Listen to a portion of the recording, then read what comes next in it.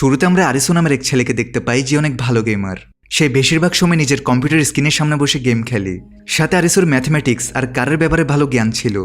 একদিন গেম খেলার সময় তার বড় ভাই এসে তাকে একটা ইন্টারভিউতে না যাওয়া নিয়ে বকা দেয়। এই কথাগুলো আরিসু বিরক্ত হয়ে রুম থেকে বের হয়, কিন্তু সেখানেও তার বাবা তাকে দেখে বকাঝকা দেয়, কাজবাজ না করলে ঘর কেন ছেড়ে দাও না। তারপর সত্যি সত্যি আরিসু ঘর ছেড়ে চলে যায়। সে মোবাইলে তার কিছু বন্ধুদের চ্যাট করছিল। এরপর আমরা আরিসুর এক বন্ধু কারুবেকে দেখতে পাই, যাকে ইতিমধ্যে চাকরি থেকে বের করে দেওয়া হয়েছে, কারণ সে তার বসের এমপ্লয়ের সাথে সম্পর্ক করছিল। আরিসুর আরেক বন্ধুকে দেখা যায় যার নাম ছোটা, যে কিনা একটা আইটি কোম্পানিতে কাজ করে। সেদিন তার কাছে তার মা এসে বলে তার টাকার দরকার, যেটা দিয়ে সামনের দিনগুলো ভালোভাবে পার হয়ে যাবে। কিন্তু ছোটা বলে যে সামনে থেকে সে তার মাকে বেশি টাকা দিতে পারবে না, কারণ তারও তো জীবন চালাতে টাকার প্রয়োজন। এরপরে এই তিন বন্ধু একসাথে টোকিও শহরে জড়ো হয়। শহরটিতে এখন অনেক ভিড় ছিল। তারা নিজেদের মতো কথা বলছিল যে ভালো হতো যদি জম্বি ব্রেকডাউন হতো, যেন তারা তাদের জীবনকে নতুনভাবে শুরু করতে পারে। তখনই তারা রোডের মাঝখানে গিয়ে মজা করতে থাকে। যেই চক্করে একটা গাড়ির অ্যাক্সিডেন্ট হয়ে যায়, যার ফলে তাদের পেছনে পুলিশ পড়ে যায়। তারা পালাতে শুরু করে আর দেখে আকাশে আতশবাজি ফুটছে। তারা পালিয়ে একটা বাথরুমে লুকিয়ে পড়ে, কিন্তু হঠাৎই লাইটস বন্ধ হয়ে যায়। অদ্ভুত ব্যাপার হচ্ছে, হঠাৎ করে তারা বাহির থেকে কোনো মানুষের আওয়াজ শুনতে পাচ্ছে না। আর যখন তারা বাইরে বের হয় তখন তারা দেখে শহরে কেউ নেই। পুরো শহর জনশূন্য, শান্ত, না কোনো মানুষ না কোনো পশু পাখি। পুরো শহর একদম খালি। আরিসুরা অবাক, এটা কি হয়েছে। এরা নিজেদের পরিবারে টেনশন করতে থাকে। সর্বপ্রথম কারুবে তার ক্লাবে যায়, যেখানে তার গার্লফ্রেন্ড ছিল, কিন্তু এখন সেখানে কেউ নেই। ওদিকে ছোড়া তার ইন্ডাস্ট্রি অর্থাৎ যেখানে সে কাজ করত সেখানে যায়, কিন্তু এখানেও কেউ নেই। আরিসু তো অলরেডি তার ঘর ছেড়ে দিয়েছে। এমন করতে করতে রাত হয়ে যায়। তারা তিনজনই রাস্তার মাঝখানে এসে বসে পড়ে। শহরে কোনো লাইট ছিল না, এবং এরা রোডের মাঝখানে বসে ভাবছিল হঠাৎ করে এটা কি হলো, সবাই কোনো জম্বি হয়ে গেল না তো। কিছুক্ষণ পর তাদের সামনের বিল্ডিংয়ের লাইট জ্বলে ওঠে, আর সেখানে একটা মেসেজ লেখা ছিল, যেখানে বলা হয়েছে গেম শীঘ্রই শুরু হবে। তার অবাক হয় যে কোন গেমের ব্যাপারে বলা হচ্ছে। এরপর তিনজন ইন্ডিকেশন ফলো করতে করতে জিএম হোটেল পর্যন্ত পৌঁছায়। তাদের সামনে একটা লিফট আছে, যেটার পাশে 6টি মোবাইল পড়েছিল। তাদের বলা হয় প্রত্যেককে একটি করে মোবাইল তুলে নিতে। তারা তিনজন এক একটি মোবাইল তুলে নেয়। কারুবে মনে করতে থাকে যে তারা এই ফোনগুলোর সাহায্যে বাইরে কল করবে বা এমার্জেন্সি কল করবে, কিন্তু ফোনগুলোতে সিগন্যালই নেই। তাদের ফেস স্ক্যান করে মোবাইলের লক খুলে যায়। আসলে ফোনগুলো রেজিস্ট্রেশনের কাজে ইউজ হচ্ছে। যে মোবাইল তুলে নিবে তার রেজিস্ট্রেশন হয়ে যাবে। এই মোবাইলগুলোতে তাদের গেমের রুলস বলা হবে। সাথে মোবাইলে একটা টাইমার শুরু হয়ে যায়।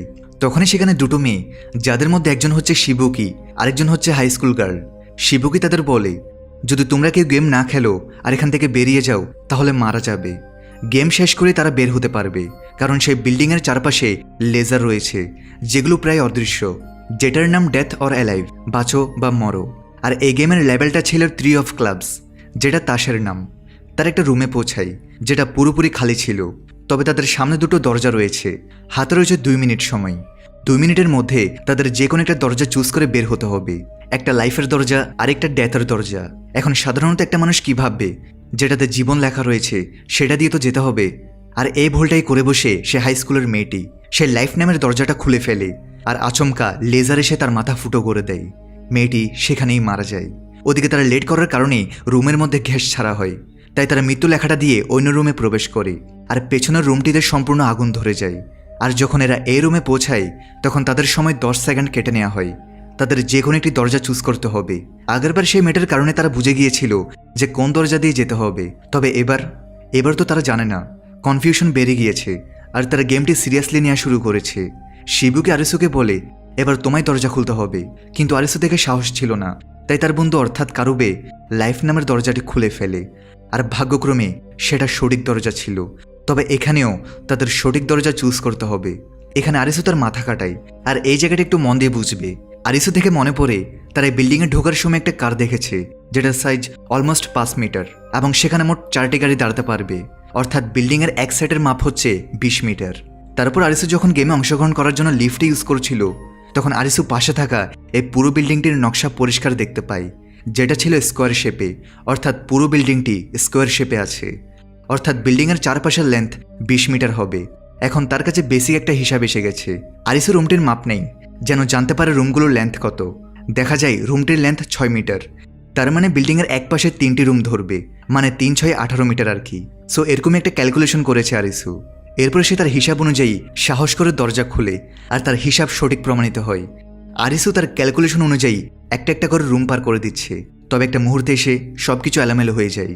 হিসাব মতো দরজা তাদের সামনে থাকার কথা ছিল, কিন্তু এখন দরজা তাদের ডান দিকে আর বাম দিকে। এখন কি হবে? নকশাটি খেয়াল করলে দেখা যায় ডান দিকের দরজা দিয়ে তারা সেই রুমে গিয়ে পৌঁছাবে যেখানে প্রথম রাউন্ডে সেই হাই স্কুলের মেয়েটি মারা গিয়েছে। বাম দিকে তো যাওয়ার কোনো রাস্তা নেই, কারণ সেখানে তো বিল্ডিং শেষ হয়ে গিয়েছে। তার মানে সেখানে মৃত্যু। হাতে সময় খুব কম। কি করবে এখন তারা? তখন আরিসুর মাথায় আসে প্রথম রাউন্ডে ছোটা ভিডিও রেকর্ড করছিল, অর্থাৎ তারা যখন প্রথম রুমটিতে এসেছিল। ভিডিওটি চেক করে আরিসু জানতে পারে মেয়েটা যে রুমে মারা গিয়েছে সেটা ছিল একটা ছোট রুম, অর্থাৎ হাফ সাইজের। তার মানে সে রুমটা আর এখন তারা যে রুমটাতে দাঁড়িয়ে আছে এই দুটো রুমের মাঝখানে একটা ছোট রুম আছে, অর্থাৎ আরিসুদের সেই রুমটিতে যেতে হবে। তারা দ্রুত এলএফ দরজা দিয়ে সেই রুমে প্রবেশ করে, কিন্তু ছোট আহত হয়ে যায়। আর ফাইনালি তারা সেখানে সিঁড়িঘর দিয়ে নিচে নেমে আসে। তারা সফলভাবে গেমটি কমপ্লিট করেছে, তাই তারা তাদের সামনে একটা কার্ড পায় যেটা ছিল 3 অফ ক্লাব, যেটা উইন হওয়ার কারণে তাদের দেয়া হয়েছে, যেমনটা তাদের মোবাইলে বলা হয়েছিল। এখন তারা জানে না কেন তাদের কার্ডটা দেয়া হয়েছে। তাদের ফোনে মেসেজ আসে যে গেম কমপ্লিট হয়েছে, আপনারা এই গেমটিতে জিতে নিজেদের ভিসা 3 দিন বাড়িয়ে নিয়েছেন। সেই মুহূর্তে সেখানে একটা মানুষ চলে আসে। খুবই খারাপ অবস্থা, তার গায়ে রক্ত, জামা কাপড় ছেঁড়া। সে তাদের জানায় যে লোকটার গেম খেলতে চায় না, এমনি তো তার ভিসা আজ শেষ। আর সেই মুহূর্তে তার ভিসা শেষ হয়ে যায়, আর আকাশ থেকে একটা লেজার এসে তার মাথার উপর পড়ে, যার কারণে তার মাথা ফুটো হওয়ার কারণে লোকটা সেখানেই মারা যায়। এখন ভিসার ব্যাপার আরও ক্লিয়ার হওয়া যায়। তা হচ্ছে এখানে শুধু গেম খেলে নিজেদের ভিসা বাড়ানো যায়। কেউ 3 দিন বা কেউ 7 দিন, আবার কেউ 10 দিন ভিসা পায়, অর্থাৎ ছুটি পায়। যার ভিসা শেষ হয়ে যাবে তাকে মেরে দেওয়া হবে। সেই কারণে ভিসা একেবারেই শেষ হওয়ার আগে একজন প্লেয়ারকে আরেকটা খেলায় অংশগ্রহণ করতে হবে, যাতে সে নতুন ভিসা পায়।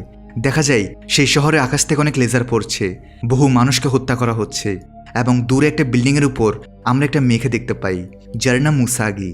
উসাগের অতীত দেখা যায়, যেখানে সে তার পিতার সাথে ক্লাইম্বিং করছিল। উসাগের কিছু ব্যর্থতা থেকে তার পিতা খুশি নয়। তার পিতা ভাবছে যে তার মেয়ে হয়তো সার্ভাইভ করতে পারবে না, তবে প্রেজেন্ট টাইমে মেয়েটা জানাই এই খেলায় সে সার্ভাইভ করবেই। এর পরের দিন শহরটিকে দেখা যায় যেটা পুরোপুরি খালি পড়েছিল। আরিসু একটা গাড়িতে বসে সেটা চালু করে এখান থেকে বের হওয়ার চেষ্টা করছে, কিন্তু কোনো গাড়ি স্টার্ট হচ্ছিল না। আর যে গাড়িতে সে বসেছিল সেখানে একটা সবজির প্যাকেট ছিল, যেটা থেকে আরিসু বুঝতে পারে এই সবজিগুলো 7 থেকে 10 দিনের পুরনো হওয়ার কারণে সেগুলো পচে যাচ্ছে। সে তার বন্ধুদের কাছে আসে। এখন তারা একটা শপিং মল থেকে কিছু খাবার সংগ্রহ করে আর একটা হোটেলে থাকা শুরু করে। শিবুকে ছোটার ব্যান্ডেজ করতে থাকে, কারণ কাল রাতের খেলার সময় তার বাম পা অনেকটা পুড়ে গেছে। সে আরিসুকে বলে যে কটা মডার্ন প্রযুক্তির যন্ত্র রয়েছে যেগুলোতে আইসি চিপ থাকে সেগুলো ধ্বংস হয়ে গেছে, তবে পুরনো ডিভাইসগুলো যেগুলো অ্যানালগ সিস্টেমে চলতো, মানে অনেক আগের সময়ের রেডিও ইত্যাদি এসব চলছে। ছোটা বলে যে গতকাল তারা আকাশে যে আতশবাজি দেখেছে সেটা হয়তো কোনো ইএনপি অ্যাটাক হয়েছে, অর্থাৎ ইলেকট্রোম্যাগনেটিক পালস। ইএনপির ক্ষমতা এটাই যে সেটা বিদ্যুৎকে সম্পূর্ণ ধ্বংস করে দিতে পারে। হয়তো এই কারণে বিদ্যুৎ চালিত যন্ত্রগুলো কাজ করছে না, বা এলিয়েনও হতে পারে। মানে এসব অদ্ভুত চিন্তাধারণা করা ছাড়া তাদের আর কি করার আছে। শিবুকি জানাই যে 3 বন্ধু যখন লক্ষ্য করেছে যে শহরে মানুষ নেই, সেখানে শিবুকি 3 দিন আগে এটা নোটিস করে ফেলেছে। এছাড়া সে একটা গেমও খেলে ফেলেছে, আর সেখানে সে একাই বেঁচে ছিল। সেটাও জানাই শিবুকি গেমে আসার আগে সে টোকিওতে একটা জবের জন্য এসেছে, তবে সেই জবটা পাওয়ার জন্য তার থেকে তার বসের সাথে ইন্টিমেট হতে হয়। তবে এখন জব তো দূরের কথা, সে কোম্পানিটা উধাও। সবাই খুব হতাশ হয়ে আছে, সবাই মিলে খুব খাবার খেয়ে নেই। আরিসু তাদের জানাই তাদের তো অবশ্যই ভিসা বাড়াতে হবে, যেটার জন্য তাদের গেম খেলতে হবে। কিন্তু ছোটার পা যেহেতু আহত, তাই আজ রাত শুধু আরিসু আর কারুবে গেম খেলতে যাবে, আর শিবুকুই ছোটার খেয়াল রাখবে। যাই হোক, আরিসু আর কারুবে গেম খেলার জন্য বেরিয়ে পড়ে। তারা একটা বিল্ডিংয়ের কাছে পৌঁছায় যেখানে গেম স্টার্ট হবে। আগের মতোই আশেপাশের সব লাইট অফ, শুধু যে বিল্ডিংয়ে গেম চলবে সেটার লাইট অন। সেখানে অলরেডি অনেক মানুষ উপস্থিত ছিল। এখানে সাদা চুলের একটি ছেলেকে দেখা যায় যার নাম চিসিয়া। সে একটি জায়গায় দাঁড়িয়ে তার একটা ডিভাইস চার্জ করছিল। সেখানে উসাগে নামের মেয়েটা উপস্থিত ছিল। তো এবার খেলাটার নাম ছিল গেম অফ ট্যাগ। গেমের লেভেল ছিল 5 অফ স্পেডস। তবে এগুলোর আসল অর্থ কি, মানে কার্ডগুলোর মানেই বা কি? তখনই নিদবি নামের এক লোক তাদের বুঝিয়ে বলে যদি তাসে ক্লাবস থাকে তখন সে গেমে মানুষরা একত্রিত হয়ে কাজ করবে। যদি ডায়মন্ড হয় তাহলে প্রয়োজন বুদ্ধি, যদি স্পেডস থাকে তাহলে প্রয়োজন ফিজিক্যাল ক্যাপাবিলিটি অর্থাৎ গায়ের জোর, আর যদি হার্ট হয় তাহলে সেটা হবে বিশ্বাসঘাতকতা ছলনার গেম। আর সবচেয়ে কঠিন গেমই হচ্ছে হার্ট গেম। এখন হচ্ছে সেগুলোর পাশে যে সংখ্যাগুলো থাকে সেগুলো হলো ডিফিকাল্ট লেভেল, অর্থাৎ 1 থেকে শুরু করে 10 পর্যন্ত। নাম্বার যত বেশি হবে গেম তত কঠিন হবে। ছোট্ট একটা ব্রেক দিয়ে আবার মূল ভিডিওতে ফিরে যাচ্ছি। বর্তমানে বিশ্বের অন্যতম জনপ্রিয় বিশ্বস্ত অনলাইন বুকমেকার প্ল্যাটফর্মের সাথে তোমাদের পরিচয় করে দিতে চাই, যার অফিসিয়াল পার্টনার হচ্ছে সিরিয়া এবং পিএসজি। এই অ্যাপে তুমি সমস্ত লাইভ ম্যাচের ফলাফল এবং লাইভ ম্যাচ দেখতে পারবে, এমনকি তুমি স্কোর অনুমান করতে পারবে। এই অ্যাপে রয়েছে ক্র্যাশ গেম থেকে শুরু করে online salt, live match streaming এবং রিয়েল টাইম গেমিং, যেখানে তুমি আইফোন, ল্যাপটপ এমনকি বিএমডাব্লিউর মতো পুরস্কার জিততে পারো। কিন্তু সবার সেরা পছন্দ অবশ্যই চিকেন রোড। এই গেমটি খেলে সবাই দারুণ এনজয় করে, তাই যদি তুমি এখন এটি ট্রাই করে না থাকো তাহলে মিস করছো। আর সবচেয়ে ভালো বিষয় হচ্ছে নতুন ইউজাররা আমার প্রোমো কোড ব্যবহার করে সাইন আপ করলে 26,000 টাকা পর্যন্ত বোনাস এবং ফ্রি স্পিন পেতে পারে। আর যেটা টাকা তুমি চাইলে বিকাশ, রকেট, নগদ ব্যাংক এবং অন্যান্য সহজ পদ্ধতির মাধ্যমে খুব সহজেই তুলে নিতে পারো। তাহলে আর দেরি কিসের?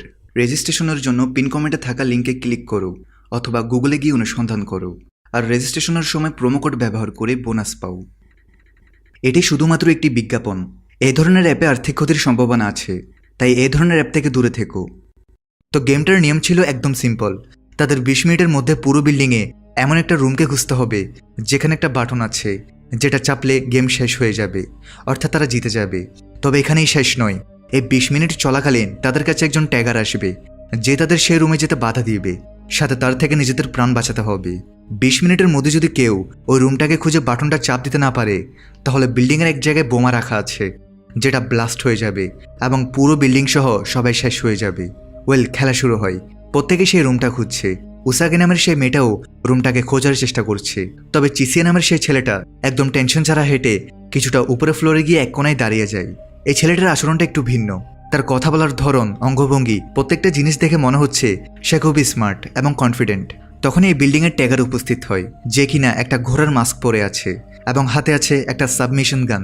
সামনে সে যে মানুষকে দেখতে পাচ্ছে তাকে গুলি মেরে ঝাঁঝরা করে দিচ্ছে। মৃত্যুর খেলা শুরু হয়ে গেছে। এখন এই প্রতিজনদের একটাই কাজ, সেই সেফ রুমটাকে খোঁজা। একই সাথে তাদের বেঁচে থাকতে হবে। একজন মানুষ সেই বিল্ডিং থেকে পালানোর চেষ্টা করছিল, কিন্তু যেমনটা নিয়ম, সে লেজারের কারণে মানুষটা মারা যায়। আরিসু দেখে বুঝতে পারে যে লোকটা ঘোড়ার মাস্ক পরে থাকার কারণে সে শুধু সামনেই দেখতে পারছিল, নিজের ডানে বামে দেখতে পারছিল না। এই কথাটা আরিসু সবাইকে চিৎকার করে বলে দেয়, আর সে প্রত্যেককে ওয়ার্নিং দেওয়া শুরু করে, কারণ একত্রিত হয়ে তারা কাজ করলে এই গেমটাকে তারা পার করতে পারবে। তখনই আগুনি নামের এক লোক, যে কিনা আগে থেকে অনেক গেম খেলেছে, সে আরিসুকে বলে সে ওই ট্যাগারকে মেরে ফেলবে। সে কারুবের সাথে একটা ফায়ারিং এক্সটিংগুইশার নিয়ে সেই ট্যাগারের সাথে লড়াই শুরু করে দেয়। তবে সেই ট্যাগারকে আটকানো ততটা সহজ নয়। তখনই আরিসু লক্ষ্য করে একটা প্লেয়ারকে লক্ষ্য করে দূর থেকে অনেক গুলি চালায়। এটাতে আরিসুর সন্দেহ হয় যে কেন সে একটা ছেলেকে মারার জন্য সেই রুমটির সামনে অনেক এলোপাতারি গুলি করে গুলিগুলোকে নষ্ট করেছিল, যেন সে সেই রুমটিকে সেফ রাখার চেষ্টা করছে, যেন সে রুমে কেউ না ঢুকে। এটা বুঝতে পেরে আরিসু সেই রুমের দিকে ছুটে যায়। ঠিক সময় চিসিয়া নামের ছেলেটাও সেই জায়গায় এসে পড়ে। সেও এতক্ষণে বুঝে গিয়েছে যে হয়তো এই রুমটাই সেফ জোন। এখন তারা দুজনে ভেতরে প্রবেশ করে। তবে এখানেই তাদের প্রবলেম শেষ হয় না, কারণ সে রুমে আরেকটা ট্যাগার উপস্থিত ছিল। তবে সৌভাগ্যবশত চিসিয়া তার সেই ডিভাইসটা দিয়ে ট্যাগারকে শক দেয়। খানিকের জন্য তারা বেঁচে যায়। আরিসু একটা রুমে পৌঁছায় যেখানে দুই দিকের দেয়ালে দুটি বাটন ছিল। দুটোকে একসাথে প্রেস করলে তবে এই বিল্ডিংয়ে থাকা বোমটা ডিসেবল হবে। অর্থাৎ এই গেমটি সম্পূর্ণ করতে দুজন প্রয়োজন। আরিসু চিৎকার করে সবাইকে বলে, আমি সেফ জোন পেয়ে গেছি, কিন্তু এটা একজন মানুষ দিয়ে সম্পূর্ণ হবে না। এটা শুনে উসাগি চমৎকার ক্লাইম্বিং স্কিল কাজে লাগিয়ে জানালা দিয়ে রুমে প্রবেশ করে এবং দুজনে মিলে সে দুই বাটন প্রেস করে দেয়। গেম কমপ্লিট হয়েছে। তখনই সে দুই ট্যাগার থেকে একজনের চেহারা দেখা যায়। সে তার মিশনে ব্যর্থ হয়েছে, তবে সেও একটা সাধারণ মানুষের মতো। যেহেতু তারা তাদের মিশনে ব্যর্থ হয়েছে, তাই তাদের গলার বেসটি যেটার মধ্যে বোম লাগানো সেটা ব্লাস্ট হয়ে যায় এবং সেই মহিলাটির একটা ভয়ঙ্কর মৃত্যু হয়। এদিকে আগুনি নামের সেই লোকটার একসাথে রয়েছে যে মারা গিয়েছে। তার কাছে একটা ওয়াকিটকি ছিল যেটা অন। কারুবে লক্ষ্য করতে পারে সেখানে কেউ যেন কথা বলছে যে আমি উত্তর পেয়ে গেছি, দ্রুত বিচে ফিরে এসো। কারুবে বলার চেষ্টা করে যে বিচ কোথায়, আমাদের কোথায় যেতে হবে, তোমরা কতজন আছো, কিন্তু কোনো জবাব আসে না। এখন কারুবের থেকে এটা জানতে হবে যে বিচ কি। অন্যদিকে চিসিয়া সেই মহিলা ট্যাগারের পকেট থেকে একটা কাগজ পায়। সেখানে অদ্ভুত একটা ছবি আঁকা ছিল। এখন এই ছবিটা কিসের তা আমরা পরে জানতে পারবো। তারা গেম শেষ করে আবার সে হোটেলে ফিরে আসে। আগের গেমটিতে কারুবে হাতে একটু আঘাত পেয়েছে, তাই শিবুকি তারও ব্যান্ডেজ করে দেয়। কারুবে সবাইকে জানায় যে সে ওয়াকিটকিতে কারো আওয়াজ শুনেছে যে একটা প্লেয়ারকে বিচে আসতে বলছে। আরিসুর এই সময় বেশ টেনশন ছিল। সে বেলকনিতে দাঁড়িয়ে উসাগি নামের সেই মেয়েটার কথা মনে করতে থাকে যে কাল গেম খেলে যাওয়ার সময় বলেছিল আমি এই গেমটা যে কোনো মূল্যে জিতেই ছাড়বো আর এখান থেকে জীবিত নিজের পৃথিবীতে ফিরবো। পেছন থেকে শিবুকে সে জিজ্ঞেস করে সে কেন উদাস হয়ে রয়েছে। আরিসু বলে যে একটা সময় ছিল যখন আমার এই জীবনটা বেকার মনে হতো, কিন্তু এখন যখন জীবনের ঝুঁকি নিয়ে গেম খেলছি তখন আমি জীবনের মূল্যটা বুঝতে পারছি। ওদিকে কারুবে তার ক্লাবে চলে যায়, যেখানে সে তার গার্লফ্রেন্ডের সাথে অর্থাৎ তার বয়সের এমপ্লয়ের সাথে বিয়ে করার জন্য একটা আংটি লুকিয়ে রেখেছিল, যেটা এখনও সেখানে রয়েছে। কারুবে ভেবে রেখেছে যে যখন সে খেলায় জিতে যাবে তখন সে সর্বপ্রথম নিজের গার্লফ্রেন্ডের সাথে বিয়ে করবে। তবে যখন সে ফিরে আসে, ছোটা তার উপর রাগে চিৎকার করে, কারণ আজ তার 3য় দিনের ভিসা শেষ হচ্ছে। তাই আজ রাতে যদি সে গেম না খেলে বা কোনো গেমে না যেতে, তাহলে লেজার এসে তাকে মেরে ফেলবে। সাথে শিবুকিরও আজ লাস্ট ভিসা। এখন সবাই মিলে যে কোনো একটা গেম খেলতে শহরের দিকে যেতে থাকে। তারা একটা জায়গায় আসে, যেটা ছিল মূলত একটা বোটানিক্যাল গার্ডেন। সেখানে শুধু তারা 4 জন ছিল। তাদের সামনে একটা টেবিলে অনেক যন্ত্রপাতি পড়েছিল। তাদের বলা হয় যে কোনো একটা নিজেদের ইচ্ছা মতো তুলে নিতে। টেবিলে অনেক যন্ত্রপাতি পড়েছিল, সেখানে কিছু হেলমেট রাখা ছিল, যেগুলোকে তাদের পরে নিতে হয়। এবারের খেলার নাম হচ্ছে হাইড অ্যান্ড সিক, লুকোচুরি। তবে এটা ছিল হার্ড গেম, যেটার লেভেল হচ্ছে 7। মানে গেমটা বেশ কঠিন হতে চলেছে। এই গেমটির সময় 20 মিনিট। আর এই খেলায় একজন হবে ফক্স অর্থাৎ শিয়াল, আর 3 জন হবে শিপ অর্থাৎ ভেড়া। গেমের শেষে শুধু ফক্সে বেঁচে থাকবে, বাকি 3 জন মারা যাবে। এখন এটা শুনে সবার টেনশন বেড়ে যায়, কারণ এই গেমে শুধু একজন বাঁচবে। সবার প্রথমে হেলমেট ছোটা পড়েছিল, তাই সে ফক্স হয়ে যায়। সে আরিসুর দিকে দেখে, তখনই আরিসু ফক্স হয়ে যায়, অর্থাৎ ফক্স যাকেই দেখবে সে ফক্স হয়ে যাবে, আর বাকিরা শিপ থাকবে। এর মানে হচ্ছে যে ফক্স হবে সে কারো দিকে না দেখে লুকিয়ে যাবে, যেন শেষে সেই বেঁচে থাকে। এখন কি হবে, কারণ তারা তো একে অপরের বেস্ট ফ্রেন্ড। তখনই শিবুকি তাদের চিৎকার করে ডাকে। তখন আরিসু সহ সবাই তার দিকে তাকায়, যার ফলে সে ফক্স হয়ে যায় এবং সে একটা হাতিয়ার নিয়ে সেখান থেকে দৌড়ে পালিয়ে যায়। তার প্ল্যান ছিল সে গেমের শেষ পর্যন্ত গার্ডেনে লুকিয়ে থাকবে, আর এভাবে শেষ পর্যন্ত বেঁচে গেমে উইন হবে। এখন কারুবে শিবুকির উপর প্রচণ্ড রেগে যায়। সে শিবুকির পেছনে একটা বাঘের মতো দৌড় মারে। শিবুকি ঝোপের ভিতর লুকিয়ে পড়ে, তার হাত পা কাঁপছে। সে চোখ বন্ধ করে রাখবে নাকি কারুবের হামলা থেকে বাঁচবে। কারুবে তাকে বোঝায়, শিবুকি বাহিরে আসো, আমাদের কাছে শুধু 15 মিনিট আছে। আমরা একসাথে হয়ে ডিসকাস করতে পারি যে আমরা গেম থেকে কিভাবে বের হব। প্লিজ বাইরে চলে আসো। কিন্তু শিবুকি মানে না, আর চুপচাপ নিজের জায়গায় লুকিয়ে থাকে। কিন্তু শেষ পর্যন্ত কারুবে তাকে ধরে ফেলে আর জোর করে তার দিকে দেখতে বাধ্য করে, যার ফলে কারুবে ফক্স হয়ে যায়। সে সেখান থেকে বের হতে চায়, কিন্তু শিবুকি তার আহত পেটে আঘাত করতে করতে তার খারাপ অবস্থা করে দেয়। তখনই আরিসু সেখানে আসে আর কারুবেকে ডাক দেয়। কারুবে তার দিকে দেখলে আরিসু ফক্স হয়ে যায়। এখন শিবুকি কারুবেকে ছেড়ে আরিসুর পিছু করে। তবে আরিসু আরেকদিকে দেখে তাদের বোঝায় যে আমার কাছে এসো না। অন্যদিকে ছোটা দোয়া করতে থাকে, সে এখন এই গেমটা খেলতে চাইছে না। এখানে তারা হেলমেটের সাহায্যে একে অপরের সাথে কথা বলতে পারছিল, আর এসব ছোটা শুনতে পাচ্ছিল। একটি সময় আরিসুকে কারুবে আর শিবুকি দুই দিক থেকে ঘিরে ফেলে। শিবুকি বলে, তুমি তো বেঁচে থাকতে চাইতে না, তাই না? আরিসু বলে, আমাকে ভাবার সময় দাও, আমি এখান থেকে বের হওয়ার কোনো না কোনো রাস্তা বের করব। শিবুকি ঠান্ডা গলায় বলে, রাস্তা বের করবে? তুমি শুধু নিজেকে বাঁচানোর চেষ্টা করছো, আমাকে বাঁচতে দাও। তুমি তো এমনিতেও বেকার জীবন কাটাচ্ছিলে, যার থেকে বেঁচে থাকার ইচ্ছা আছে তার মারা যাওয়া ঠিক নয়। কারুবে বলে, আমার লাগছে না এখান থেকে বাঁচার কোনো রাস্তা আছে। শিবুকি আরিসুর উপর হামলা করতে গেলে ঠিক সেই সময় ছোটা শিবুকির উপরে ঝাঁপিয়ে পড়ে আর আরিসুকে বাঁচিয়ে ফেলে। সে বলে, আরিসু পালাও এখান থেকে। কারুবে এটা হতে দেয় না। সে ছুরি দিয়ে আরিসুর পিছু করে আর বলে, তুমি একাই বেঁচে থাকতে চাও? দুই প্রিয় বন্ধু এখন শত্রুতে পরিণত হয়েছে। আরিসু একটা স্থানে তারানা স্ক্রুড্রাইভার ইত্যাদি কাচের সাহায্যে তার হেলমেট ঠিক করার চেষ্টা করে। তখনই তার সে সোলজারের কথা মনে পড়ে যায়, যার গলায় এই ব্যান্ডটা ব্লাস্ট হয়ে গিয়েছিল। তাই এখন তার থেকে ভয় হতে শুরু করে। সে যদি তারগুলো কাটার চেষ্টা করে তাহলে তার গলার ব্যান্ডটাও আবার ব্লাস্ট না হয়ে যায়। আরিসু সাহস হারিয়ে ফেলেছে, সে কিছু বুঝতে পারে না। হাত পা গুটিয়ে সে জায়গায় বসে পড়ে। হাতে মাত্র 3 মিনিট সময়। যেহেতু তারা 3 জন বন্ধু, তাই তার থেকে তাদের অতীতের কথা মনে পড়ে, যে কিভাবে তারা স্কুল ফাঁকি দিয়েছিল, টাকা চুরি করেছে, অনেক পার্টি করেছে। ওদিকে কারুবার ছোটাও এইসব কিছু ভাবছিল। শেষে কারুবার ছোটা নিজেদের স্যাক্রিফাইস করার সিদ্ধান্ত নেয়। শিবুকি তো এই গেমে জিততে চায়, তবে সে আরিসুদের কথা শুনে সে নিজেরও স্যাক্রিফাইস করার সিদ্ধান্ত নেয়। এমনিতে সময় মাত্র আর 1-2 মিনিট, কিছু করার নেই। এদিকে আবার আরিসু সিদ্ধান্ত পাল্টে ফেলে। সে বের হয়ে নিজেরই স্যাক্রিফাইস করার সিদ্ধান্ত নেয়। গেমের নিয়ম যেহেতু শুধু একজনই বাঁচবে, বিশ্বাসঘাতকতা দিয়ে গেম জিততে হবে, তাই ছোটার কারুবে তাদের বেস্ট ফ্রেন্ড আরিসুর সাথে আর বিশ্বাসঘাতকতা করতে চাচ্ছে না। আরিসু বের হয়ে তাদের ডাক দেয় যেন কেউ তার দিকে তাকায়, তবে কেউ ডাকে সাড়া দেয় না। ছোটা ও কারুবে তারা দুজনেই বসে সবকিছু ভাবছে। তারা চাই তাদের বন্ধু বেঁচে থাকুক। সময় মাত্র 38 সেকেন্ড। হঠাৎ করে আরিসু কারুবেকে দেখতে পায়, তবে সে সেখানে পৌঁছানোর আগেই সময় শেষ হয়ে যায়, আর আরিসু বাদে সবার গলায় থাকা ব্যান্ডটা ব্লাস্ট হয়ে যায়। আরিসু তার চোখের সামনে তার সব কিছু হারিয়েছে। তার মন পুরোপুরি ভেঙে গিয়েছে। সে জোরে জোরে চিৎকার করে কাঁদতে থাকে। তার বেঁচে থাকার আশাও নেই। একটা মৃত মানুষের মতো রাস্তায় পড়ে থাকে সে। উসাগি যেখানে একটা খরগোশকে শিকার করে তার টেন্টের কাছে যাচ্ছিল, তখনই রাস্তায় সে আরিসুকে দেখতে পায়। উসাগি চেক করেছে সে বেঁচে আছে নাকি। উসাগি দেখে সে বেঁচে আছে, তবে সে সাড়া দিচ্ছিল না। তাই উসাগি তাকে ছেড়ে সেখান থেকে চলে যেতে থাকে, কারণ সামনে একটা গেমে জেতার জন্য নিজেকে স্ট্রং করতে হবে। সে একটা স্থানে যায় যেখানে সে সিক্রেটলি নিজের টেন্ট লাগিয়ে রেখেছে। বিকালে সে একটা লাইব্রেরিতে যায় যেখানে সে কিছু বুকস ইত্যাদি পড়ে। এরপর যাওয়ার সময় সে দেখে আরিসু সেই জায়গায় এখনো পড়ে রয়েছে। এটা দেখে উসাগি থেকে তার অতীত মনে পড়ে, যেখানে সে তার পিতার সাথে ক্লাইম্বিং করে পাহাড়ে চূড়ায় বসে রয়েছিল। তার পিতা বেশ পরিচিত ছিল অক্সিজেন ছাড়া পাহাড়ে ট্রাভেল করার জন্য, তবে বিভিন্ন সংবাদে তাকে নিয়ে মিথ্যা ছড়ানো হয়। যার পরে সে একদিন সিদ্ধান্ত নেয় সে একটা বিপজ্জনক পাহাড়ে বিনা অক্সিজেনে ট্রাভেল করবে, যেখানে সচরাচর মানুষরা ট্রাভেল করে না। তবে সেদিনের পর থেকে উসাগির পিতার আর কোনো খোঁজ পাওয়া যায়নি। যাই হোক, সকালবেলা উসাগি তাকে খাবার দেয় যেগুলো আরিসু খেয়েও নেই, অর্থাৎ তার কাছে এখনও বাঁচার কিছু আশা আছে। যার পরে উসাগি তাকে বোঝায় যে তাকে বেঁচে থাকতে হবে। তার বন্ধুরা তো তাকে বাঁচিয়ে রাখার জন্য নিজেদের স্যাক্রিফাইস করেছে, আর সে তার কথায় সাহস পায়। তারপর তারা দুজনেই একটা গেমের ভ্যানুর সামনে পৌঁছায়। সেখানে একটা বাস রাখা ছিল এবং সে বাসের মধ্যে 3 জন মানুষ বসা ছিল। সেখানে টাকুমা নামের এক ছেলে আছে যার পা আহত। বাকি 2 জন তার বন্ধু। আরিসুরা তাদের ফোন কালেক্ট করে। আর এই গেমটির নাম হচ্ছে ডিস্টেন্স, যেখানে তাদের কাজ হচ্ছে গোলে পৌঁছাতে হবে। তাদের কার্ড হচ্ছে 4 ক্লাবস, অর্থাৎ টিম ওয়ার্ক, একসাথে কাজ করতে হবে। সময় দেওয়া হয় 2 ঘন্টার। এখন আরিসু আর উসাগি ডিসকাস করে যে তাদের লক্ষ্যটা কোথায় বা তাদের কোথায় যেতে হবে। এমনিতে এখন তাদের ডিস্টেন্স 0 দেখাচ্ছে। একটা প্লেয়ার বাসটাকে চালু করার চেষ্টা করে, তবে চালু হয় না, কারণ সেই বাসটা ডিজেলে চলে, আর এখন বাসটিতে ডিজেল নেই। এখন তাদের পায়ে হেঁটেই চলতে হবে। তখন টাকুমা নামের ছেলেটি বলে, তোমরা যাও, আমি বেশি দূর যেতে পারবো না, আমার পায়ে আঘাত লেগেছে। আর সময় মাত্র 2 ঘন্টার, তাই তারা আর উপায় না পেয়ে দৌড়ানো শুরু করে। অনেকক্ষণ ধরে তারা কয়েক কিলোমিটার টানেল পার করছিল, আর তাদের ডিস্টেন্স এখন 1000 দেখাচ্ছে।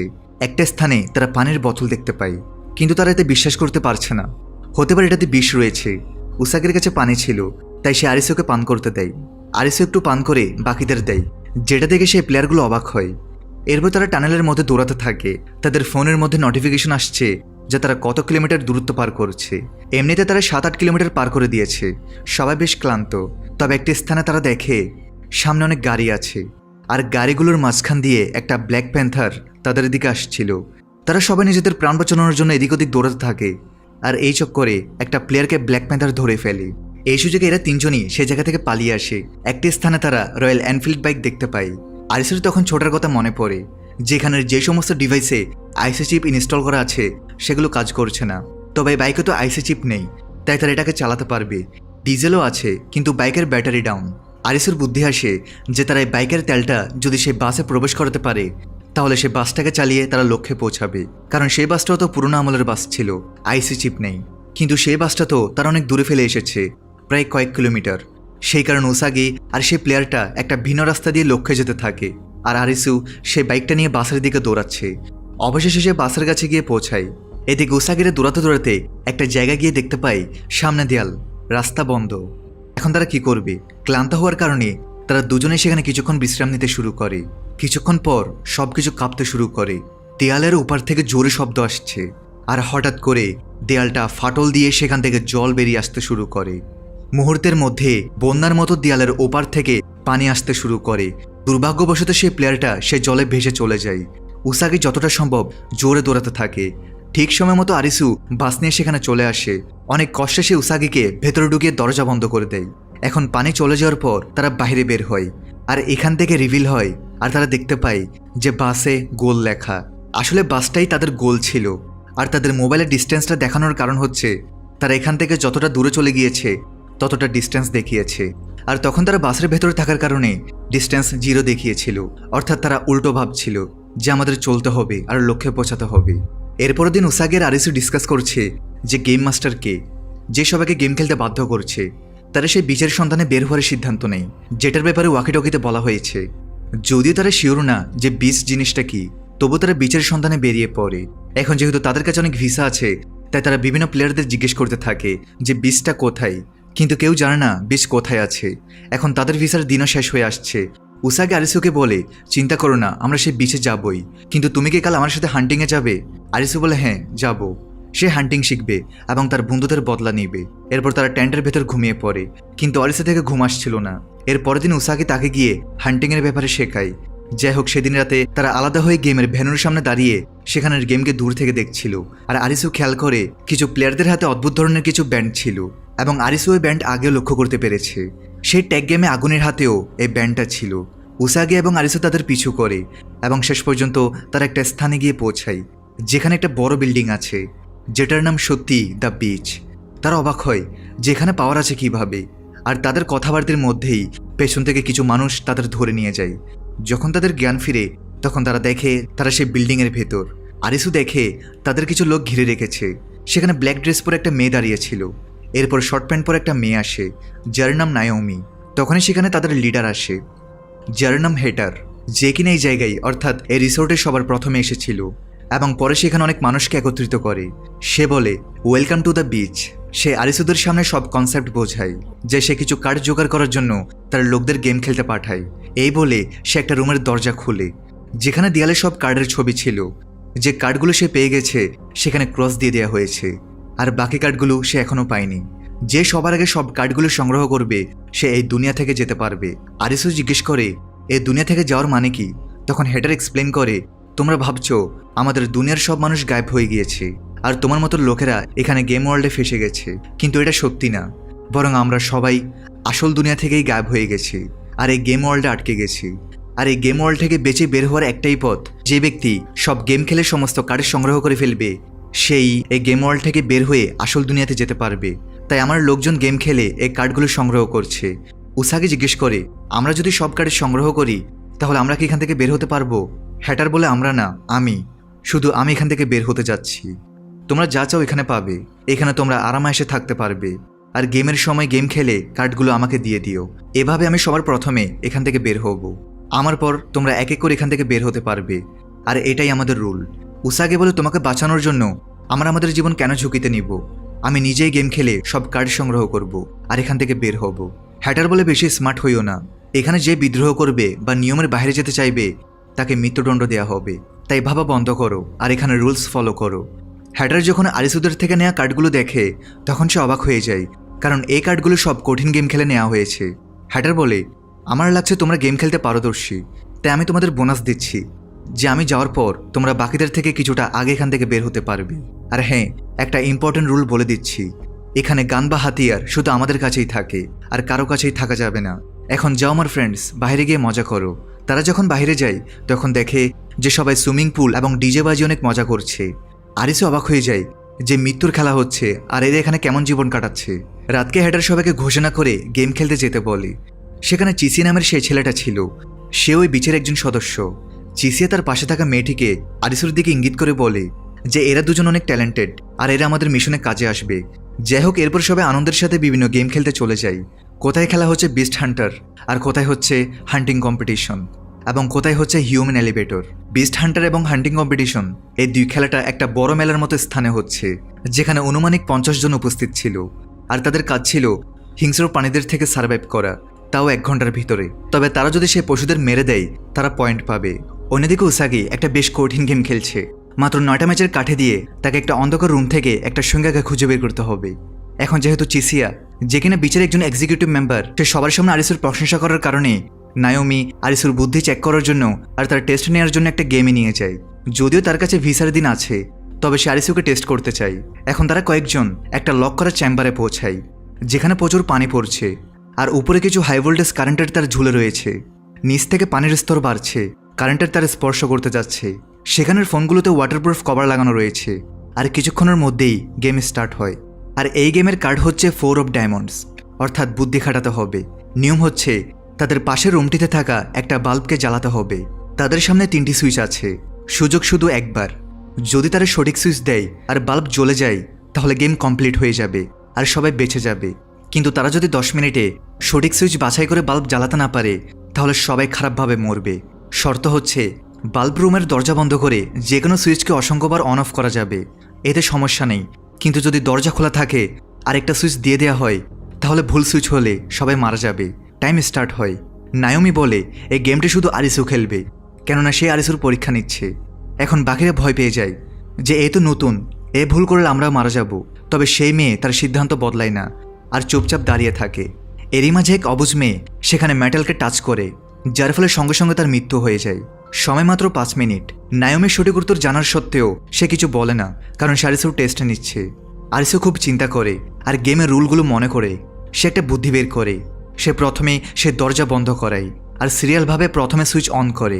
তারপর তার বন্ধুদের বাল্বটি ধরে চেক করতে বলে যে সেটা গরম আছে কিনা, কারণ একটা বাল্ব জ্বললে তার কাজ গরম থাকবে।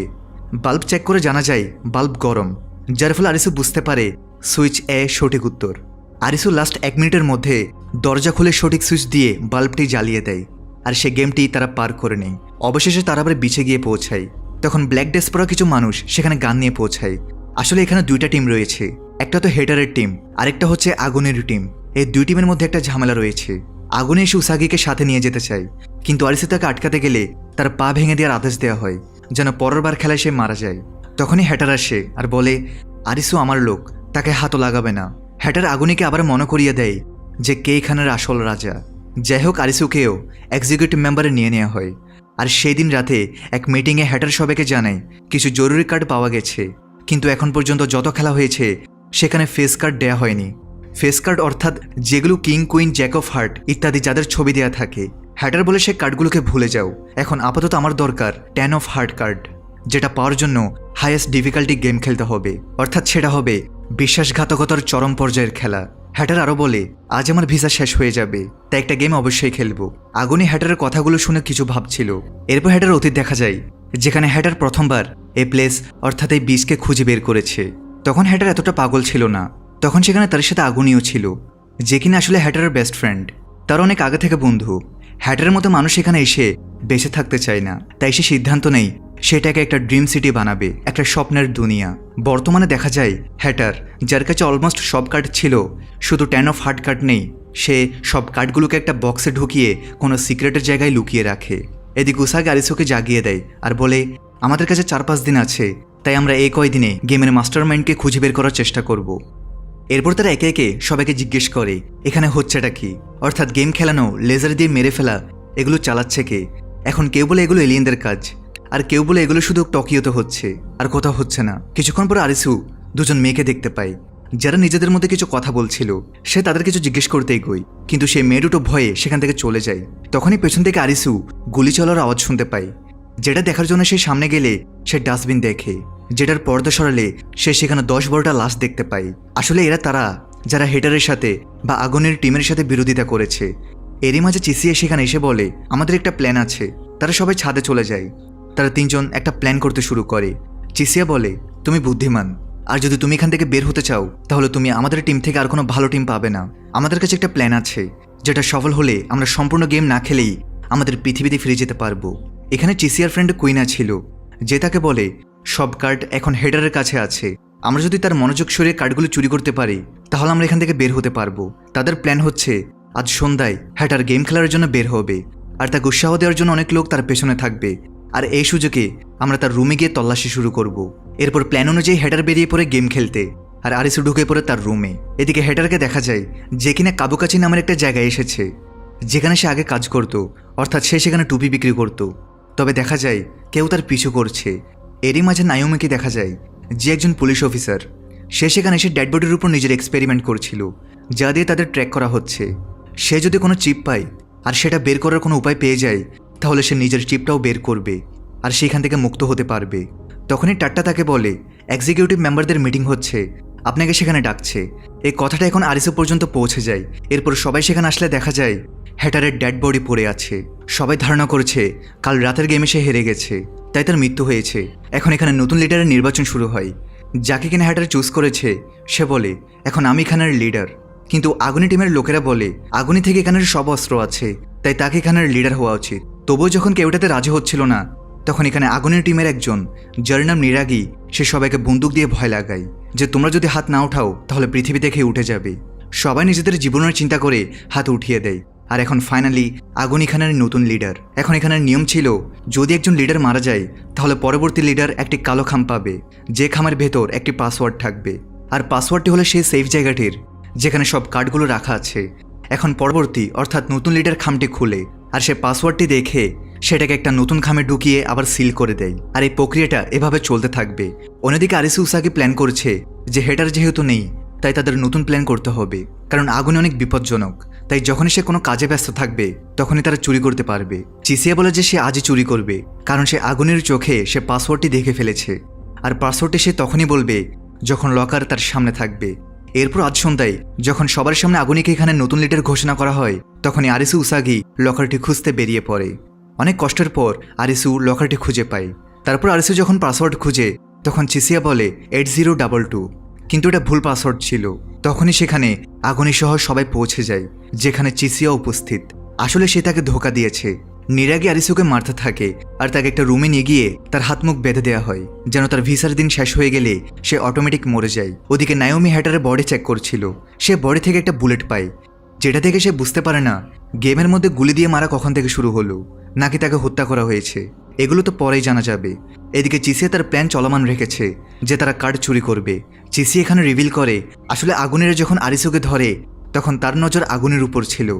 সে দেখে আগুনি একটা বিশেষ পেন্টিংয়ের দিকে তাকিয়েছিল। তখনই সে বুঝতে পেরে যায় আসলে খামটার ভেতরে কোনো পাসওয়ার্ড নয়, বরং পেন্টিংয়ের হরিণটার ছবি ছিল।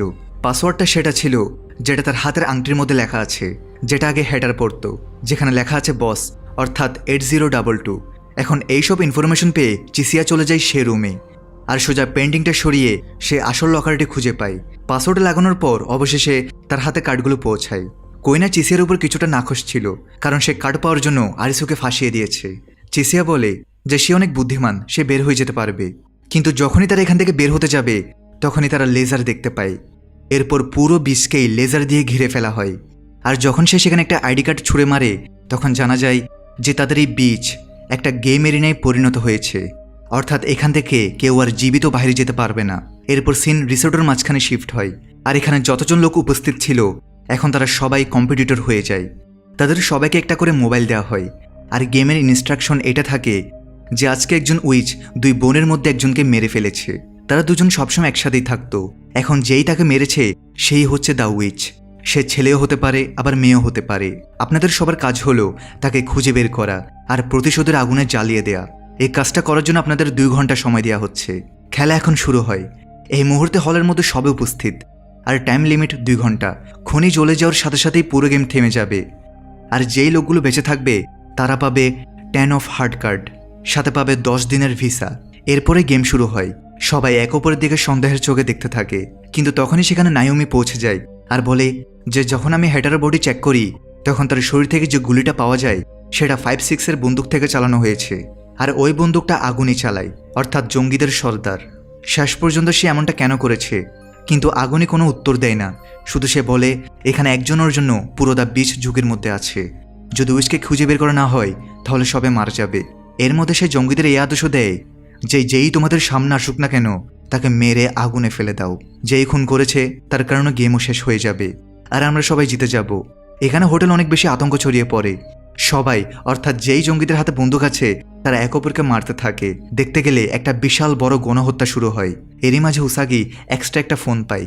সে আরিসুকে খুঁজতে থাকে, আর সে এই গেমে যে কোনোভাবে পার হয়ে এখান থেকে বেরিয়ে যেতে চায়। তাই তাকে সঙ্গ দেওয়ার জন্য আরও 2 জন লোক জুটে যায়, যারা আগের কোনো টাস্কে তাদের সাথেই ছিল। এদিকে সিকিউরিটি রুমে আমরা কুইনা আর চিসিয়াকে দেখতে পাই, যারা প্রত্যেকটা ক্যামেরা চেক করছিল যে সেই ব্যক্তিটাকে যে উইচ হয়ে ওই মেয়েটাকে মেরে ফেলেছে, কিন্তু সেখানে ওই ক্লিপটা গায়েব করে দেওয়া হয়েছে। এদিকে আমরা নিরাগিকে দেখতে পাই যে স্নাইপিং করছিল আর একে একে লোকদের মারছিল, কারণ হোটেলের মধ্যে মেরে বডি তুলে এনে প্রতিশোধের আগুনে ফেলাটা অনেক বেশি ঝামেলার কাজ। তাই নিরাগি বলে যে সব লোকে বাইরে নিয়ে আসো, আর সে বাইরে একে একে গুলি করতে থাকে। এদিকে আগুন এখন এতটাই বেড়ে গিয়েছিল যে পুরো হোটেল এতে জ্বলতে শুরু করে। তখন উসাগি ওই জঙ্গিদের মধ্যে একজনকে পেয়ে যায়, যার হাতে একটা গান থাকে, আর সে বলে যে তোমরা আমাদের সাপোর্ট করা উচিত, না হলে সবকিছু বরবাদ হয়ে যাবে। এদিকে আমরা নায়োমিকে দেখতে পাই, সে ছুরির উপর থাকা ফিঙ্গারপ্রিন্ট অ্যানালাইজ করছিল যে আসলে সেই ব্যক্তিটা কে, যে মেয়েকে মেরে আমাদের সবাইকে বিপদের মধ্যে ফেলে দিয়েছে। তখনই সেখানে কুইনা পৌঁছে যায় আর বলে যে যদি এমনটা করা সম্ভব হয় তাহলে যে এত লোক মারা যাচ্ছে তাদের সবার জীবন বেঁচে যাবে। কিন্তু যখন এই 2 মেয়ে বাইরে আসে সেখানে একজনের কাছে কাটানা শর্ট ছিল, তার নাম লাসবো। কুইনা নায়োমিকে বলে যে তুমি এখান থেকে পালাও, আমি একে সামলাচ্ছি। এদিকে আমরা আরিসুকে দেখতে পাই, যাকে একটা চেয়ারে খুব খারাপভাবে বেঁধে রাখা হয়েছে, আর এখন তো ওই ঘরটাও জ্বলে যাওয়ার পর্যায়ে চলে এসেছে। এর মধ্যে আমরা নিরাকিকে দেখি যে সবাইকে একে একে শ্যুট করছিল, আর এরই সাথে তার অতীত দেখা যায়, যেখানে সে খুব সাধারণ একটা ছেলে ছিল, সে নিজের বন্ধুদের হাতে সবসময় মার খেত, চলতে ফিরতে বন্ধুরা কখনো তাকে থাপ্পড় মেরে দিত। আর এই সমস্ত কষ্টই আজকে তাকে এতটা শক্তিশালী বানিয়ে দিয়েছে যে সে একজন পাষাণ হৃদয়ের মানুষ হয়ে সবাইকে মেরে ফেলছে। কিন্তু তখনই সেখানে চিসিয়া পৌঁছে যায় আর বলে যে নিষ্পাপদের মেরে কি হবে, যদি দম থাকে আমার সাথে লড়। এখন একদিকে যেমন এই দুজনের লড়াই শুরু হয়, অন্যদিকে আমরা কুইন আর লাসবুকে দেখতে পাই যারা খুব ভয়ঙ্কর ফাইট করেছিল, যদিও একজনের হাতে তলোয়ার ছিল আর অন্যজন খালি হাতে। এরই সাথে আমাদের কুইনার ব্যাক স্টোরি দেখানো হয়, যেখানে আমরা দেখি যে সে একজন ছেলে, তার বাবা ছিল একজন কারাটে মাস্টার আর সে কুইনাকে লড়াই করা শেখাচ্ছিল, কিন্তু প্রত্যেকবার সে ফেল হয়ে যায়। এর সাথে তার মেকআপ করতে খুব ভালো লাগতো। বলা যেতে পারে যে এই ছেলেটার মধ্যে মেয়েদের জিন চলে এসেছে। তার বাবা তাকে খুব মারধর করে আর বলে যে তুই একটা ছেলে হয়ে মেয়েদের মতো কেন আচরণ করিস, যদি সব কিছু আবার করতে থাকিস তাহলে ভালোই হবে যে তুই বাড়ি থেকে বেরিয়ে যা। সেখান থেকে এই ছেলেটা নিজের বাড়ি থেকে বেরিয়ে যায় আর এখন তার এই বর্তমান অর্থাৎ কুইন অবস্থায় জীবন শুরু হয়ে যায়। এদিকে আমরা লাসবুর স্টোরিও দেখতে পাই। সে ছিল খুব গরিব পরিবারের, তার কাছে আয় করার মতো কোনো উপায় ছিল না, শুধু ঘরে বসে জব খুঁজত। ভালো পড়াশোনা করা সত্ত্বেও সে কোনো কাজই পাচ্ছিল না। আর এখন তো তার স্ত্রীও তাকে ছেড়ে দিয়েছে। এখন বিরক্ত হয়ে তাকে বাড়ি থেকে বের হতে হয়, কিন্তু যেদিন সে বাড়ি থেকে বের হয় সেদিন পুরো টোকিও খালি হয়ে গিয়েছে। এতগুলো কষ্ট সহ্য করার পর আরও একটা বড় কষ্ট তাকে একটা গভীর শোকে ফেলে দেয়। সে পাগল হয়ে যায়। এরপর এই গেমে সে একজন ট্যাটু করা লোককে দেখতে পায়। সে বেশ কয়েকটা গেমে জিতেছিল আর আজ তার ভিসার শেষ দিন। তো সে বলে যে আমার শরীরে এমন একটা ট্যাটু বানিয়ে দাও যেটা অসাধারণ হবে, সবাই সেটা দেখে ভয় পাবে। আর এরই সাথে আমরা তার বর্তমান রূপ দেখতে পাই, যেখানে তার শরীরে শুধু ট্যাটু ভরা। তারা দুজনে একে অপরকে আছাড় মেরে মারছিল আর জানে মেরে ফেলার চেষ্টা করছিল। এদিকে আরিসা তার পুরনো স্মৃতিতে চলে গিয়েছে, যে কিভাবে তার দুই বেস্ট ফ্রেন্ড অর্থাৎ কারুবার ছোটা তাদের মধ্যে খুব ভালো সময় কাটত। তারা নিজেদের পরিবারের দুঃখ কষ্ট থেকে দূরে থেকে একটা সুন্দর হাসিখুশি জীবন কাটাচ্ছিল। সে জোরে জোরে চিৎকার করতে থাকে যে যদি বাইরে কেউ থাকো তাহলে প্লিজ আমার সাহায্যের জন্য আসো। এরই মাঝে সেখান দিয়ে উসাগি যাচ্ছিল আর সে আরিসুর আওয়াজ শুনতে পায় আর সে তাকে বাঁচানোর জন্য ওই রুমে পৌঁছায়। আবারও আমরা কুইনের স্টোরি দেখতে পাই, যেখানে এখন সে একটা ছেলে থেকে মেয়ে হয়ে গিয়েছে আর এখন সে তার মায়ের সাথে দেখা করতে এসেছে। তার মা হসপিটালে আছেন। অবশ্যই তার মা তাকে দেখে অবাক হয়। এই বিষয়ে জিজ্ঞেস করলে কুইনা বলে যে ছেলে হয়ে আমার দম বন্ধ লাগতো, কিন্তু এখন মেয়ে হয়ে আমি খুব খুশি আর আমি এখন নিজের জীবন এভাবে কাটাতে চাই। এবার তার মা তার জন্য দোয়া করে আর সে একজন মার্শাল আর্টিস্ট হয়ে যায়। যাই হোক, 2-3টা লাথি ঘুষির পর সে লাসবুর মতো একজন শক্তিশালী খেলোয়াড়কে নিরস্ত্র করে দেয়। এরই মাঝে আমরা উসাগে, আরিসু আর বাকি বেঁচে থাকা কয়েকজনকে দেখি। এখানে এই লোকগুলো এই স্ট্র্যাটেজি প্ল্যান করতে থাকে যে যদি তারা গেম প্ল্যানার হতো তাহলে এই গেমটাকে কিভাবে ডিজাইন করতো। এদিকে আমরা আগুনিকে দেখতে পাই, যার ব্যাক স্টোরি আমরা দেখি। আগুনি একজন এক্স আর্মি সোলজার ছিল আর তার সাথে থাকা হেডার ছিল কাবুকাচিতে টুবি বিক্রেতা। দুজনের অনেক বড় বড় স্বপ্ন, কিন্তু তারা দুজনে কখনো ভাবেনি যে ভবিষ্যতে তাদের একে অপরের প্রাণান্বিত হতে পারে। এরই মাঝে নায়োমিকে দেখতে পাই যে ওই ছুরির উপর নিজের সব অ্যানালিটিক্স পুরো করে ফেলেছে আর রেজাল্ট দেখে তার হুশ উড়ে যায়। আর এখন সে এই খবরটা হলে এসে সবাইকে জানাতেই যাবে, তখনই কিছু জঙ্গি এসে তাকে ফেলে দেয় আর এই রহস্যটা আপাতত তার সাথেই চাপা পড়ে যায়। অন্যদিকে আমরা আগুনিকে দেখতে পাই, যার চোখ দিয়ে পানি পড়ছে। এরপর আমরা সেই দুই বোন লিসা আর মোমোকার অতীত দেখি। এই মোমোকা হচ্ছে সেই মেয়েটি যার মার্ডার হয়েছে আর কে তাকে মেরেছে সেটা খোঁজার কাজ দেওয়া হয়েছে। যাই হোক, অতীত দেখানো হয় যেখানে এই দুইজন স্কুল থেকে এসেছে আর তারা একটা করে মোবাইল পেয়েছে যেটা চালু অবস্থায় থাকে। তো সেটা দিয়ে তারা একটা ভিডিও রেকর্ড করে আর বলে যে আমরা এখানে 5 দিন ধরে আছি, অর্থাৎ 5 দিন ধরে টকের সব মানুষ গায়েব হয়ে গিয়েছে। আমরা একজন লোককে পেয়েছি যার সাথে আমরা এখন কাজ করতে শুরু করেছি। আমাদের ডিলার বলা হয়, কিন্তু যদি আমরা এই ব্যাপারে অন্য কাউকে বলি তাহলে আমাদের জীবনও যেতে পারে। আমাদের কাজ হলো মানুষের জন্য ট্র্যাপ তৈরি করা। অনেক সময় আমরা সেই সব লোকদের সাথেও খেলি। কিন্তু এরই সাথে মোমোকা নিজের রেলওয়ে স্টেশনের দিকে যেতে থাকে, কিন্তু লিসা তাকে মানা করে, তবু সে চলে যায়। বর্তমান সময় দেখা যায় যেখানে প্রচুর রক্তারক্তি হচ্ছিল আর প্রত্যেকটা মানুষকে মেরে মেরে প্রতিশোধের আগুনে জ্বালানো হচ্ছিল। এরই মাঝে আরিসু এখানে পৌঁছে যায় আর সবাইকে বলে যে যদি আমি গেম প্ল্যানার হতাম সবার আগে লুকাতাম না, বরং তাদের শেষ করে দিতাম যারা আমাকে মারতে পারে। এরই সাথে এখানে নায়োমিও পৌঁছে যায়। যে গুলিটা হ্যাটারের গায়ে লেগেছে সেটা যার বন্দুক থেকে বেরিয়েছিল সে আগুনিই ছিল। তো এখানে সবাই এসে আগুনিকে পয়েন্ট আউট করতে থাকে আর সবার মনে হয় যে সেই আসল খনি, তাড়াতাড়ি একে প্রতিশোধের আগুনে ফেলে দেওয়া উচিত। তো এখানে আগুনি নিজে থেকে বলে দেয় যে হ্যাঁ ঠিক আছে, মারো আমাকে আর জ্বালিয়ে ছাই করে দাও। কিন্তু তখনও তার চোখ দিয়ে জল পড়ছিল। সেখানে আরিসু সবাইকে এমনটা করতে বাধা দেয় আর বলে যে আগুনে আসল খনি নয়। যখন আমি আমার কাছের বন্ধুদের হারিয়ে ফেলেছিলাম আমার ভেতরও বেঁচে থাকার ইচ্ছাও শেষ হয়ে গিয়েছিল। আর আজ ঠিক একই অবস্থা আগুনের সাথেও হয়েছে। আগুনের অতীত দেখা যায় যেখানে 2জন বন্ধু থাকে, অর্থাৎ হেটার আর আগুনি। আর এই 2জন দ্য বিচ অর্থাৎ এই রিসোর্ট খুঁজে বের করেছিল আর এটা ঠিক করেছিল যে যেসব লোক নিজের আশা হারিয়ে ফেলেছে তাদের আমরা একটা নতুন আশা দেব। এই মিথ্যাটা বলে যে যে সবগুলো কার্ড হাসিল করে ফেলবে সে তার আসল দুনিয়ায় ফিরে যেতে পারবে, কিন্তু আসল দুনিয়ার মতো কিছুই নেই। আমরা এখানে শুধু ফেসে গিয়েছি, কিন্তু সত্যিটা এতটাই তেতো ছিল যে লোকেরা সেটা হজম করতে পারতো না।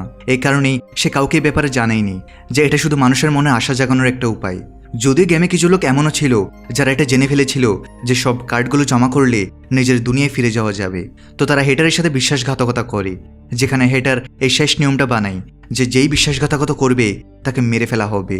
কিন্তু সেই বিশ্বাসঘাতকদের মারার সংখ্যা দিন দিন বেড়েই যাচ্ছিল, যেখানে আগুনের এটা মনে হচ্ছিল যে আমরা এই দ্য বিচ তখন শুরু করেছিলাম যখন মানুষের মনে বেঁচে থাকার ইচ্ছা জাগাতে হতো। তাদের শেষ করে দেওয়াটা আমাদের উদ্দেশ্য ছিল না, তো এখন আমরা তাদের মৃত্যুর দিকে কেন ঠেলে দিচ্ছি?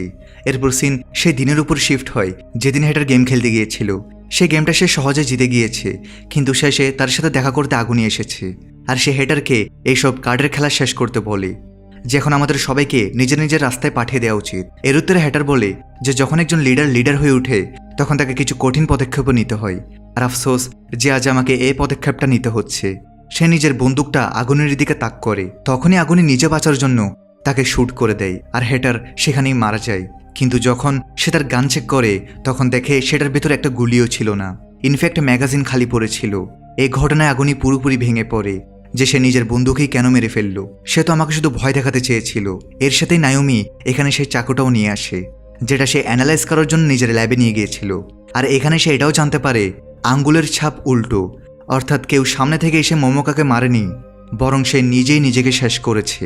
কিন্তু সে এমনটা কেন করলো এর উত্তর কারো কাছেই নেই, যদিও এ কথাটা তো পরিষ্কার হয়ে গিয়েছে যে উইচ সে নিজেই ছিল যে নিজের জীবন নিয়েছে। যদি আমরা তাকে প্রতিশোধের আগুনে ফেলে দিই তাহলে গেমও কমপ্লিট হয়ে যাবে, কিন্তু পরিস্থিতি খুব বেশি ঘোলাটে হয়ে গিয়েছিল।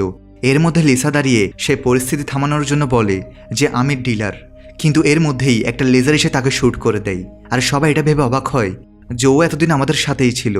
এবার যখন এরা মোমোকাকে চালাতেই যাচ্ছিল যে তখনই নিরাগী সেখানে সে সবার উপর গুলি চালাতে থাকে। সে এই কথাটা জানতোই না যে মোমোকাই আসল উইচ। সে সবার উপর ফায়ারিং করতে থাকে। এই ঘটনায় অনেক লোকের জীবন চলে যায়, কিন্তু একদম শেষে নিজের জীবনের পরোয়া না করে আগুনে প্রায়শ্চিত্ত করতে নিরাগীর সামনে ঝাঁপিয়ে পড়ে এবং অনেকগুলো গুলিও খায়, কিন্তু শেষমেশ তাকে আগুনে জ্বালিয়ে মেরে ফেলে।